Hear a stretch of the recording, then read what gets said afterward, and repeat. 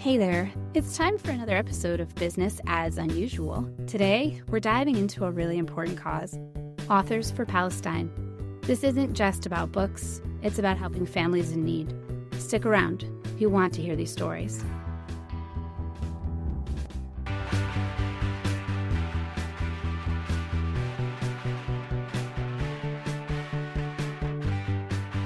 Business as Unusual is a thought-provoking podcast that explores the innovative strategies, disruptive ideas, and unconventional practices driving successful leaders and companies in the ever-evolving world of modern business.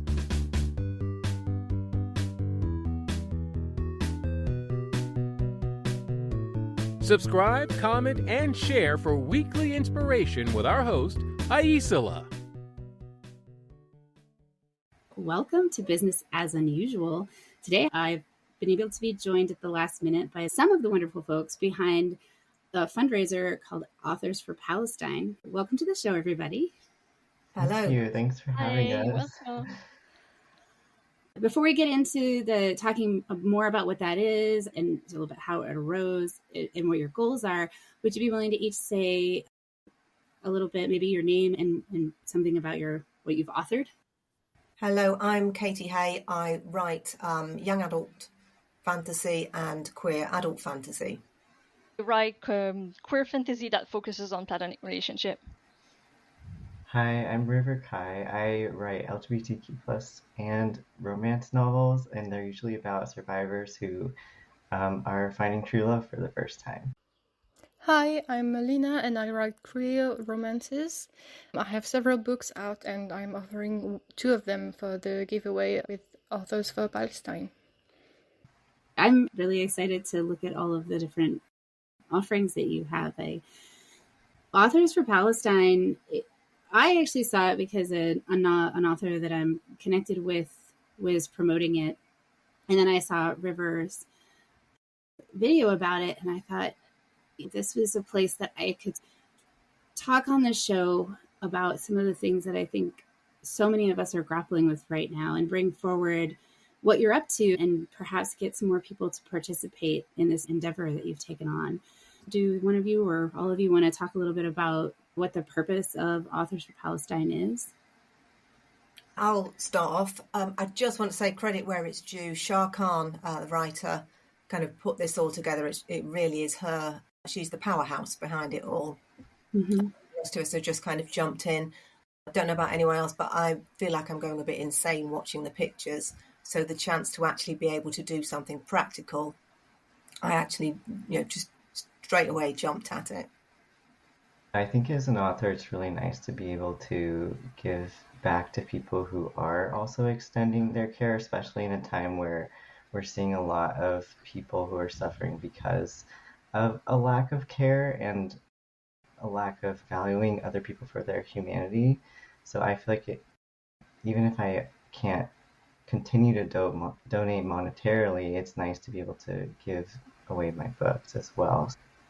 I'm excited about that exchange. It takes a lot of details, especially to pull a lot of folks together and to create a pathway for people to participate. It's not a small endeavor. And I feel you on that feeling of, I never in my life thought that it would be a radical statement to say, I oppose genocide, or I don't think we should bomb hospitals. It's meaningful to me to see, because it shouldn't be a risk to do a fundraiser, to care for people, to help them get out of the line of fire. This shouldn't be risky. And yet I'm aware that every time you choose to speak publicly on this issue, you're taking a risk. To some extent, to the more of us that take that risk, the less risky it becomes. There is a huge strength in numbers, both for donations, but also just for spreading the word, just standing with others. It makes a difference that there's 50 of us here. It didn't feel risky for me to be doing this along with others at all. And it's just that I felt confident that I would have other people with me that would have my back if anything went wrong. And the biggest risk is silence. It's one of those false comforts. And at the same time, and I appreciate you speaking up about the importance of solidarity and community. The more that we come together and work together, the more that I see us being able to move things in a better direction. And that's one of the reasons I also was really delighted to see what you're up to and hopeful that we can get more people to participate and to donate to this cause. Yeah, collective action is very important. I'm also a strong believer in sharing stories of other people that if it's calling out to you, then talk about it. And even if it's just to one other person, it doesn't stop at just that one person. That person is like, whether or not they change their viewpoints knowingly, your conversation will help spread some of the change, and everybody that they're talking to will also be impacted from that conversation. It doesn't stop with just the one person that we reach out to or however many people we reach out to. It's an infinite number that we will never know. It might seem like, oh, like I can't donate a lot or I can't donate at all. All I can do is listen or learn or speak about it a little bit. It's like every little bit matters right now when it's such a dire and survival-based situation. Many hands make light work, and we have to really come together to make these changes. So I appreciate that. I'd love to hear a little bit more about Operation Olive Branch. I've seen some of their work, but do one of you or many of you want to speak a little bit about that organization that is supporting this? Operation Olive Branch self-describes as a grassroots movement to support and amplify aid requests of Palestinian families. And it's entirely volunteer-run. And what they do is basically they receive submissions from various families that have GoFundMes going. They organize them on a big sheet. So there's a few that have like prenatal medical needs that they go on a separate tabs, and so they organize them and they vet the person that will be in charge of transferring the money and vet the people like on the ground to make sure that they're in contact with someone real, that these aren't scams. Because I don't know if you remember, but the first few months back when we were still in 2023, there were quite a few scams just popping up, or people taking advantage of families in need. So they're doing a lot of vetting to make sure that every single family on their spreadsheet is real and needs help right now. And after that, they just amplify their voices. They amplify any videos they make about their conditions. They amplify anyone that's trying to help them directly. They do not handle any transfer of funds. That's something I've seen said every now and then, that they were basically a scam of their own and taking, like, skimming money off the top, but they don't do that. They just make sure that the contact that the Palestinian has outside of Gaza is handling the funds. That's basically how they work. So they're really a point of information that you can trust. That sounds really helpful because it does get chaotic. I mean, and so they're basically so that information trust, and they're doing that part for this Authors for Palestine donation, or they're doing it for these specific families? They're doing them. There's like hundreds of families in their spreadsheet. There are plenty of families that never got onto the spreadsheet because at some point they had to close it down because they were overwhelmed with it. This is not to say that anyone not on the spreadsheet is scamming. It's just they didn't have the resources to keep adding people. So I think they wait until some of them are funded and then add in, but I would have to verify that. Mm-hmm. Well, if we then can be successful on this, maybe they can add more people to help as a start. And then Authors for Palestine just basically picked 3 families from the list just to really amplify 3 voices and focus the money on 3 families rather than just spreading it over everyone. So it's really just a bit of focus for those individuals and those families. Yeah. Do one of you want to share a little bit about the families that are on the list? I think that'd be really nice. One of the families that we selected was Muhammad and his family. Muhammad is a 24-year-old dentist, and he just finished his internship 1 week before October 7th. There's a video that he posted on May 18th where he talked about how much his life was upended. It's pretty heartbreaking because he was describing it as how everything felt okay, and he was quoted, "My life was beautiful until that day came." And so the family that he's currently with right now includes his parents, brothers, and younger nephew. And all of their surroundings have been destroyed. So the university he just graduated from to become a dentist was destroyed. He talked a lot in that video about how even they were just struggling for water all the time and living in tents and having to be displaced multiple times, which is a story occurring through each of these three families. It's a very common experience for people in Palestine right now, which is very harrowing experience to have to be constantly displaced and not feel like anywhere is safe. Ibrahim, who is a 28-year-old father, his baby was born in December 2023, so that was fairly horrific in itself. Once again, same as the previous family, they've been displaced all over Gaza multiple times trying to escape the violence. The family is now living in a small nylon tent. There are 10 of them. That's him, his brother's family, and his 2 sisters and their children. The men sleep outside so the children can sleep inside as safely as is possible. The statement we had from him in the fundraiser: no place feels safe in Gaza. Even as we seek shelter, the conflict follows us. The experience is particularly distressing for my wife, especially during her pregnancy and now with our newborn daughter. Every moment is shadowed by fear for our family's future. Third family is Rula's family. She's a 24-year-old graduate of English translation, and her family includes her 3 brothers and 3 sisters and their children. Everything in their life was destroyed, including the university where she graduated. Her brothers suffer from infectious diseases because of the pollution, the water which is not drinkable, and the contaminated food. They've been displaced several times and are all struggling to find drinkable water, food, and access to health.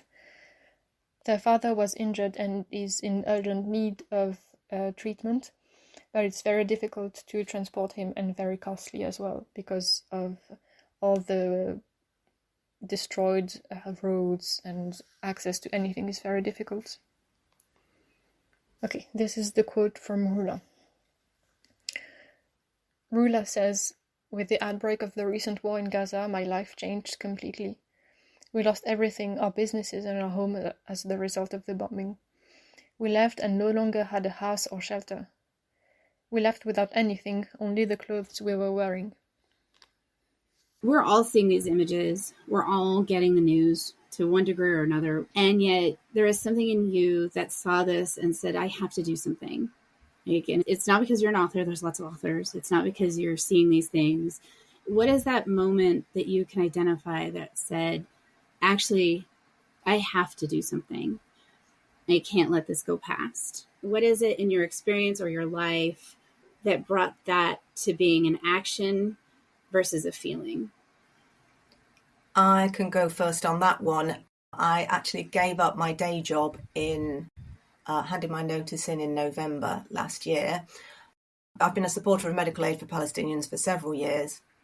And my view is that that's an incredibly white, middle-class, comfortable thing to do. So, you people are living a horrendous life. Here's a bit of charity. Your leg got blown off, we'll get a prosthetic for you. But it was something to do. I did, after October the 7th, I did some fundraising at work. And one of the people at work said, I used to work for the police. And they turned around and said, we must remember the police's requirement to be neutral, to be impartial about this. And my soul just rose up and said, there is nothing impartial about a genocide. This is not a partiality thing. This is basic humanity. I cannot and will not watch civilians being killed. You're asking too much. So that's my story, and it kind of hasn't stopped. I feel absolutely crazy watching the images because I feel on a very basic human level, we are not built to see things like this and do nothing. You should see, if you see something horrific, you should reach out and help. If someone got hit by a car in the street, you would rush to help. You'd either help the individual or you would call the emergency services. And we're kind of seeing that written so large, but there are no emergency services to call. We can't physically reach these people to help them. everyone we call is saying, oh, that's fine, these people deserve to die. So we just have to take steps ourselves as individuals to do the little bit that we're able to do. And it's actually, it's very cheering to see that so many people are willing to step up. You know, our leaders might be completely useless, but as individuals, human beings are really stepping forward and showing that we can tell right from wrong and we really want to help. Yeah. I think for a lot of people, it's less I have to help, but how do I even go about it? And one of the big moment for me was just when author Sim Kern did their first giveaway of their book for a specific family. I was like, wait, that's something I can do. I have books. I may not have a lot of money right now, but I have a ton of books. And I didn't have a big platform, so I was kind of just looking into how do you contact these people, what are the logistics behind this, and then something like Others for Palestine comes up and you have help in figuring it out, and it becomes so much more easier. This is not the first thing I'm doing, it's just the most public one, and it's a bigger one for sure. It feels more active. It does feel good. I do think we're all wired to help however we can. Sometimes we just don't know where to start, and it feels easier to just kind of just put it back and not do it right now. And then another day comes and you're like, I have to do something about it, but what? This is just one way, and we've already talked about a few different things you can do. Definitely don't wait, stop waiting, just do it. One of my biggest motivations to keep going is my partner is not a white person and is someone who has very foreign sounding name. And with the current climate, if we don't fight back racism, especially with the current events in France as well, which is where we live, it's going to get real very soon for us as well. So I do feel that personal concern and that added empathy to all the other brown people around the world, because I live with one and I can see that it's not going to go well very soon. And as far as recharging, reading is great. Even reading stories that have that bit of sadness in them, but reading stories that have a happy ending is the way to go for me, because I live to see characters with pain and flaws have the life they deserve, which is all that we hope for, especially right now. I think that for me, witnessing these things as a disabled person, I can also understand the extra amount of suffering, because this is very much like a mass disabling event on top of all of the horrors that they're experiencing. And watching that happen from afar and feeling like I don't know what to do, also because I can't be protesting physically and I can't be doing all the same things that maybe people who don't have disabilities can do in that way to participate. I try to I learned this especially very concretely during the Black Lives Matter movement, how much it matters to listen to the communities who are being targeted. And right now, people in Palestine are asking for help in helping them evacuate, just because of how much their infrastructure and everything is just completely destroyed. I've been trying to listen to their needs and see what would be the best way to help from their perspective, as well as because pestering our government hasn't been working in the US so far, even though I'm still doing that every day. I wanted to make sure to hear these people out, and I felt like this Authors for Palestine fundraiser was an amazing way to do that, and also to be able to share my books with people who are reaching out to help. Yeah. Yeah, I think that empathy is really key in that if once you really connect to the reality that it's mostly luck and happenstance, that it's not you, it changes how you connect to the suffering and the oppression of others. And to speak to that, I don't know, wheel spinning that gets called activism, to what you were talking about at the beginning, in terms of the medical nonprofit that you're connected to. And I don't know, I go back and forth because I'm just like, yeah, I get it. Like, it's great that you're doing what you can. That's awesome. And if you're not affected on some level, and I guess we go back and forth in terms of our own ability to function, because we get too affected. We just, as you said, Merlina, we can shut down.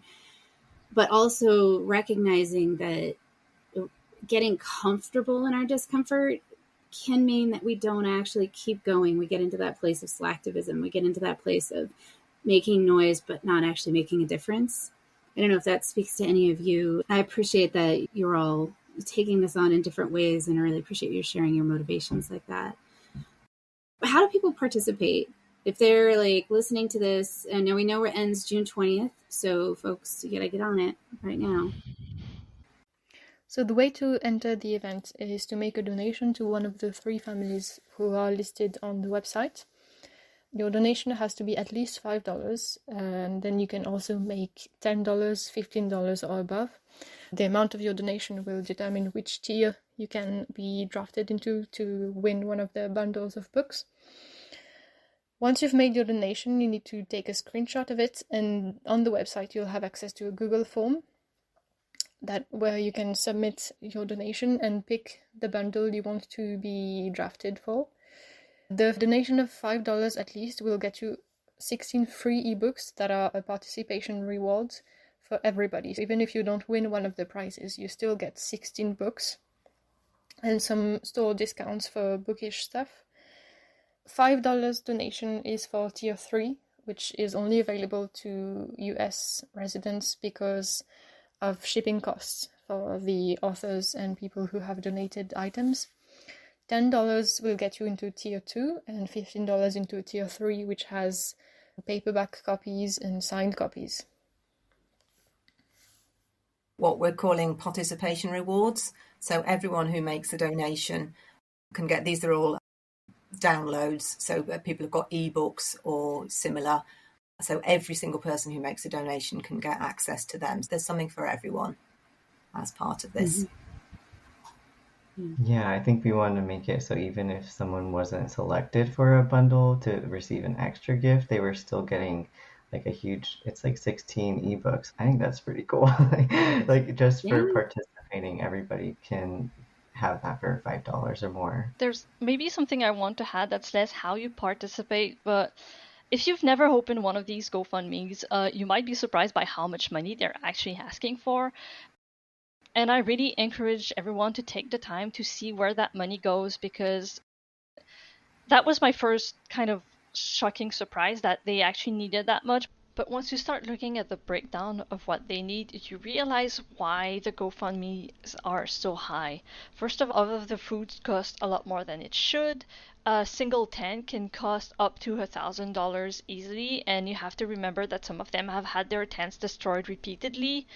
Also, all the families that are evacuating through the Rafah crossing into Egypt, they need $5,000, $7,000 for every person. So when you see GoFundMes that have brothers, sisters, uncles, nephews, that adds up. If you have 10 people, then suddenly you're at $50,000 minimum. It goes really fast, and you would be surprised how much every $5 helps them.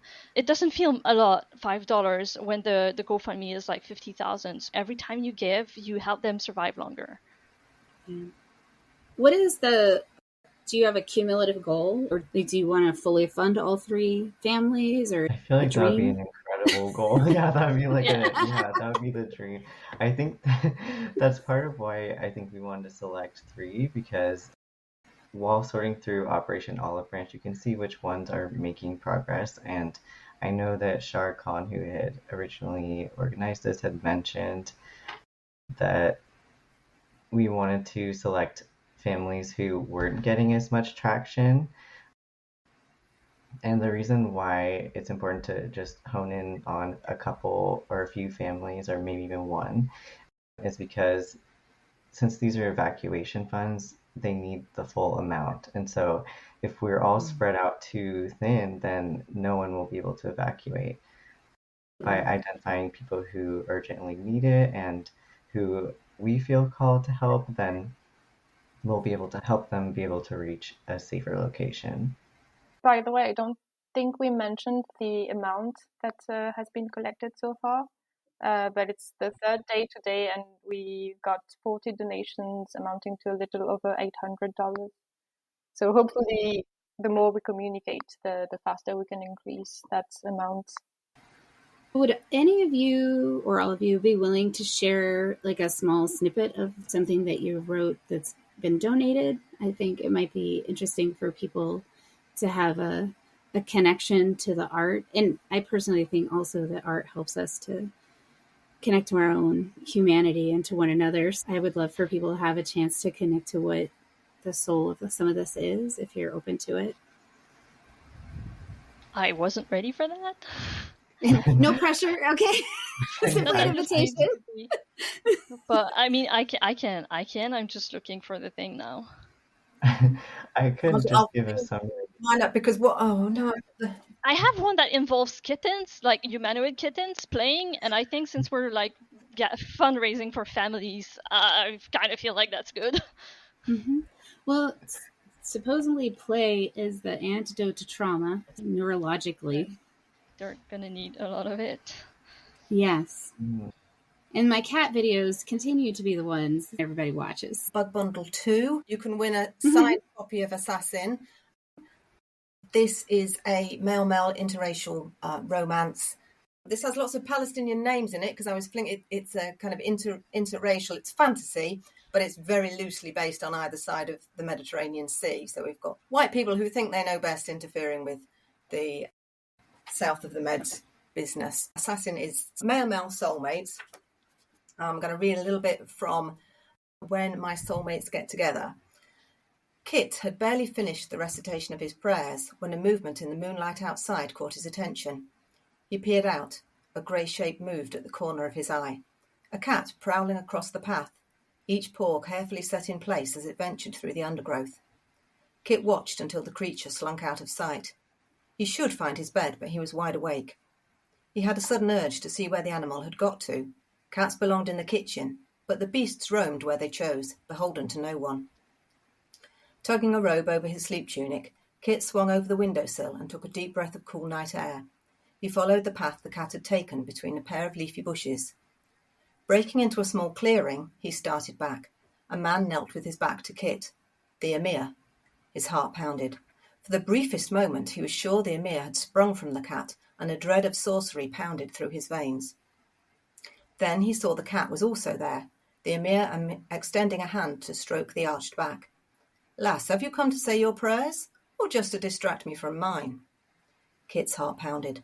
The Emir had his back turned, ignorant of his presence. This was the perfect opportunity. If only he had a knife, he could slip it between the man's ribs and be done. He didn't have a blade. Everything of that nature had been surrendered on their arrival at the palace.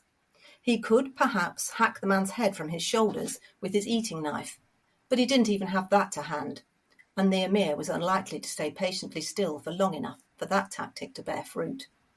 Saint knew the situation wasn't funny, but Kit perhaps made some sound of mirth. The Emir glanced around. His eyes lit up when he saw Kit, the gesture like a punch to his chest. "Ah, welcome." "Forgive me, Blessed Highness," he waved a hand. "I followed the cat." He bowed. "I'll leave you to your prayers." He spoke the words, but made no move to retreat. He was trying to find a way to fulfill his duty, he told himself, because it would be absurd to suggest the slight smile playing around the Emir's lips was holding him in place. The Emir turned to the cat. "It seems I must thank you for bringing me company, lass." "I didn't mean to disturb you." He could throttle the man, a voice pointed out deep in Kit's mind. His hands flexed, but still he made no move. And I'll leave it there. Okay. Who's next? It's reading hour. I can go. Hopefully, I'm not used to. I've never read from these yet, so I have two of them, and let me see if I can make it work. They actually have a cover that flows one into the other, and it's true for the third one. All three of them are in the cozy bundle on tier 1 as signed. The reason I don't have the third is that it's not out already. It's only out September 9th, so whoever wins is going to get an early copy that no one else has seen. And my only copy right now is getting proofed by a friend, so I don't have it at home. I'm going to read from the second one. Actually, this world is fantasy, and there are like humanoid, like animal races, and there's a few like cat people, basically. And this is Keza. She's in the scene. She's actually the mom of 9 tiny little kitten, and it's a scene where they get to play with the actual main character, which is Horace, and Horace is here. So I'm just going to read from that directly straight to the play, and it should be fairly short. All of these are, by the way, kind of a mix of epic fantasy and cozy fantasy. There's a lot of, this is like games with children, but there's a lot of board games, card games, dice games. That's sort of, I give a lot of room for these things in the stories, and then mix with the bigger fantasy mysteries. So let's go. Oh, but Horace would love to play with all of you. I don't think I know's tallest branch. Tallest? Horace never got to finish her question. 9 little Phelnexi leaped and pounced and sprinted, trampling over one another to get to him first. Then, as they raised a feeble arm in protest, they sprang to it, claws out, and started climbing. Horace winced at the prickles of pain and threw a confused look at Keza, who only extended her 2 arms out and imitated a tree. It followed suit as more and more of the little ones buried them under their onslaught, scaling her legs and chest and arm and head, pushing and pulling each other to be the one on top. It was in many ways a horribly painful experience, but the constant stream of laughs and victorious screams helped ease the discomfort. So did Keza's relaxed, half-lidded gaze as she watched, perched once more on a high ledge, and the subtle purr is sometimes caught amidst the chaos. It got into the game, playing her part as the tree. First, it leaned to one side, creating a new highest point with a raised hand, and enjoyed the panic scramble across her shoulders as the children tried to reach it. Later, it declared loudly, "Oh no, there's a lot of wind today," and shook first their arms, then their whole body, forcing them to cling or fall. They loved every minute of it, and so did Horace. And I'm just going to stop there. Thank you. Yeah, so I'm donating a signed copy of my first book of my Steamy Shifter romance series. So I can't read a lot of it because it is a steamy romance. But it's called My Shy Spicy. Alpha. Yeah. Yeah, and it follows the main character who is a survivor of a traumatic relationship, and she's relearning what it means to be loved. And so in book 1, oh, also, let me just show this really quickly. One fun thing about it is that I am a comic artist, so I also illustrated my books. Nice. Yeah, so that is the first wolf sighting in this werewolf book. And I can just read a small excerpt from it when the main character, she doesn't know that, well, actually, you know what? I don't think I should read it. I'm not sure if it's a good idea. I'll just try. Let me go back to the previous page.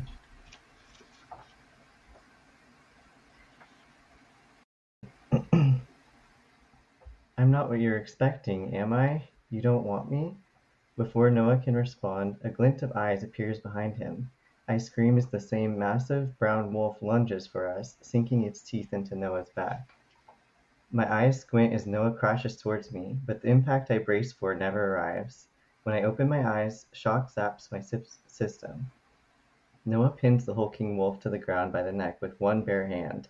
His clothes burst, the fabric streaking over his expanding body in rippling ribbons until they shred under pressure with a loud snap. But beneath his clothes isn't the skin I expect. His body morphs into a new, inhuman form. Fur, claws, a dark snout as long as my entire body. An enormous black wolf emerges from Noah, snarling at the cowering wolf beneath him. Reality bends, and I'm reeling with it. But I don't have time to. The brown wolf snaps their jaws, ready to tear into Noah the second his black, towering form meets it face to face, and I have an opening to run. But no matter how terrified and confused I am, everything in me screams to protect Noah. As the wolves tumble, I scramble across the forest floor, searching for a large enough rock. When Noah pins the strange wolf to the ground again, I throw with all my might.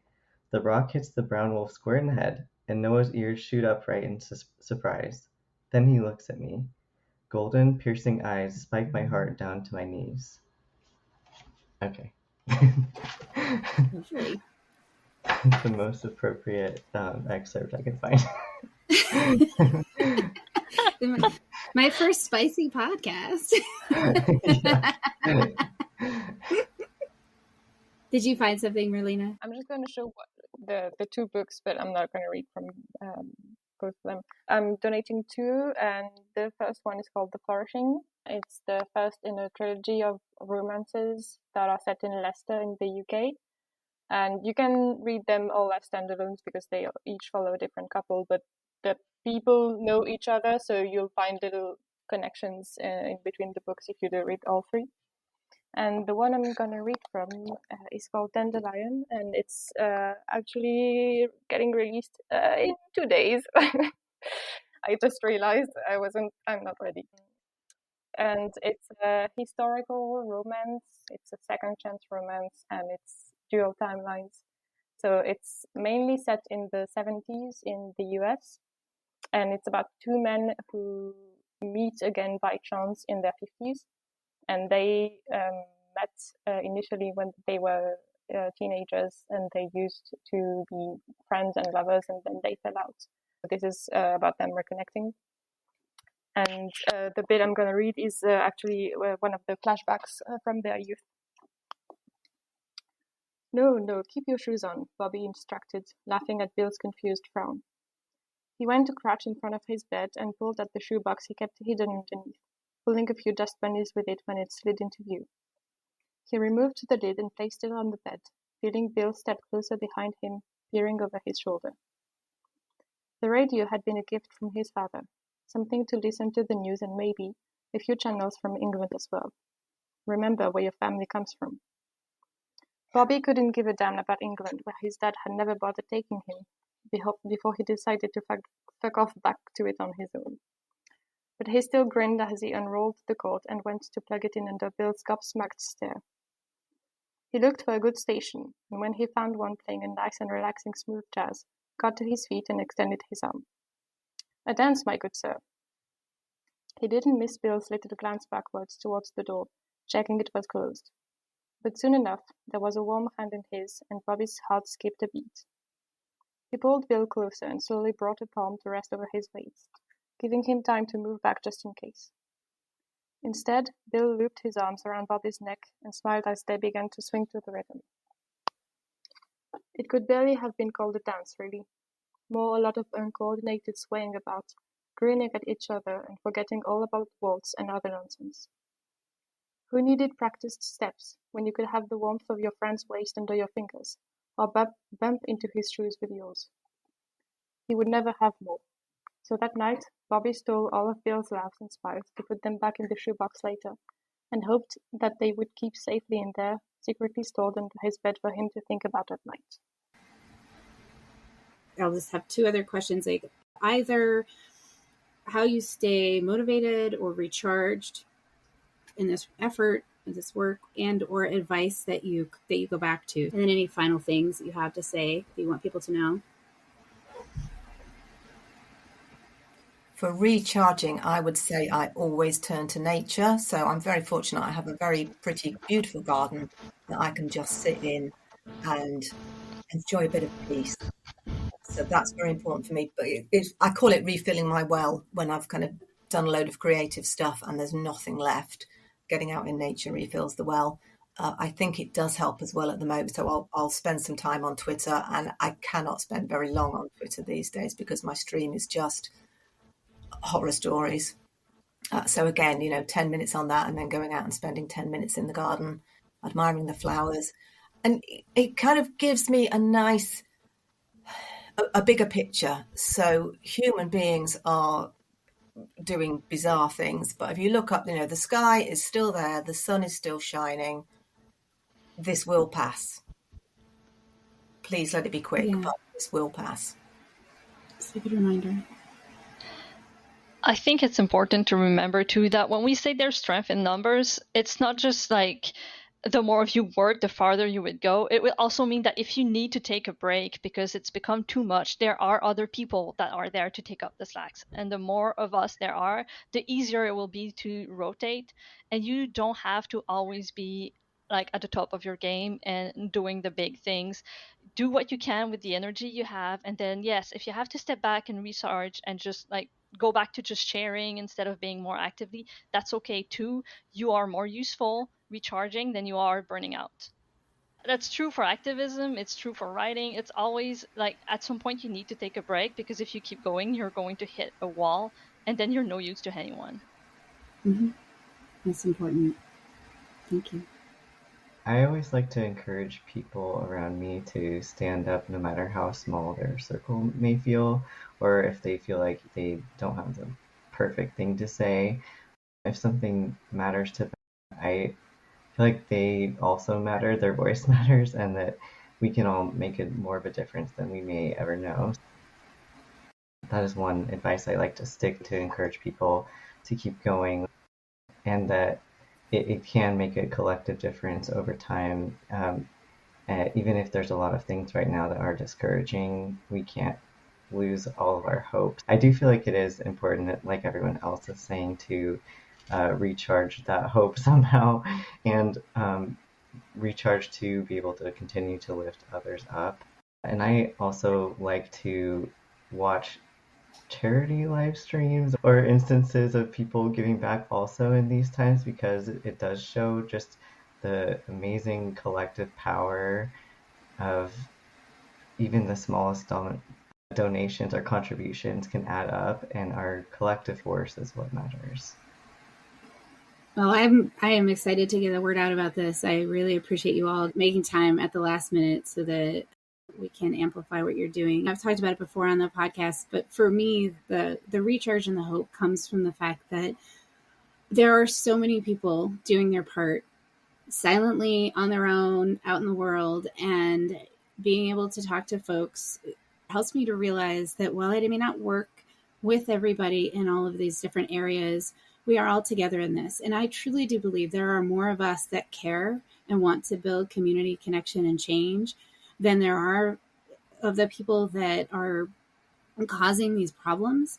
And it is the silence that allows it to flourish. Every moment that we can share and speak out, whether it is to a friend or a family member, on a podcast, on a show, in a book, every place that we do that sparks the awareness that we're not alone, and that there is a different way to do this, and that we can find others who want to work with us in this way. So thank you for the part that you're doing. And I honor that. And I am so grateful to have gotten to see this effort. And shout out, obviously, to your main organizers, Shar Khan, CM Rosens, Katy Hayes here today, LB, Shamira, and Mika J. Anthony. It takes a lot to put together even, this fundraiser that is, 50 people as opposed to several thousand. And it's still a huge effort and focus. And I honor that as well. So thank you all. The website. Do you need us to give the website verbally? The information is at the Authors for Palestine website, which is https://afp.ju.mp. Yeah, and thank you so much as well for taking the time to chat with us and for your interest and wanting to also reach out and help. I so appreciate it. Yeah, thank you. Yes. And thanks everybody for listening. Please donate to the cause and get involved when and where you can. Together we can make a difference. See you next week.